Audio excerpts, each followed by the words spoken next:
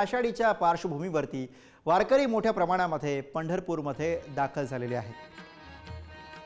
पंढरपूरमधली ही दृश्य आपण पाहतो। पंढरपूरमध्ये सर्व मानाच्या पालख्या दाखल झालेल्या आहेत। पंढरपुरात जवळपास 20 लाख भाविक हे दाखल झालेले आहेत। उद्या होणारा आषाढी एकादशीचा सोहळा आणि त्यापूर्वीची पंढरपुरातली ही लगबग आणि आता या क्षणाला पंढरपूरमध्ये कसं वातावरण आहे आणि कशी लगबग आहे आपण जाणून घेऊयात। प्रतिनिधी ज्ञानेश्वर चौतमल थेट पंढरपूरमध्ये आहेत आणि थेट त्यांच्याकडे जाऊया। ज्ञानेश्वर, अर्थातच पंढरपूरकडे अवघ्या महाराष्ट्राचं आज लक्ष, कसं वातावरण, कसं चैतन्य तिकडे जाणवतं? सर्व संतांच्या पालख्या पंढरपूरमध्ये दाखल झालेल्या आहेत आणि मोठी गर्दी आपण सांगतोय। ही माहिती जी आहे ती 20 लाख इतकी आहे, पण आणखी जास्त संख्या जी आहे वारकऱ्यांची ती पंढरपूरमध्ये असेल अशा पद्धतीचा अंदाज आहे।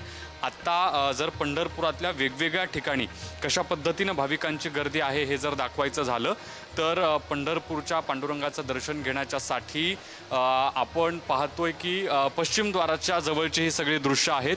पश्चिम द्वाराजवळ भाविकांची मोठी गर्दी आपल्याला दिसते आहे।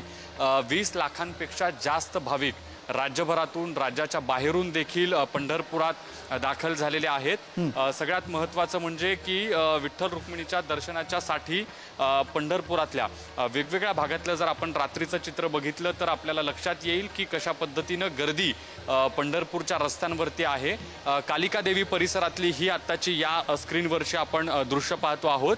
मोठी गर्दी जी आहे ती आपल्याला या ठिकाणी दिसते। सगळ्यात महत्त्वाचा जो भाग आहे पंढरपुरातला तो नामदेव पायरीचा भाग आहे। ही आत्ता दृश्यांमध्ये दिसणारी जी गर्दी आहे ती नामदेव पायरीच्या परिसरातली गर्दी आहे। नामदेव पायरीच्या परिसरात मोठ्या संख्येनं भाविक जे आहेत ते दर्शन घेतात आणि मंदिराला पुढे प्रदक्षिणा मारून आपला जो पंढरपुरातला वारीचा येण्याचा जो हेतू असतो तो या ठिकाणी सफल होतो। तिथली ही दृश्य आपल्याला बघायला मिळतात।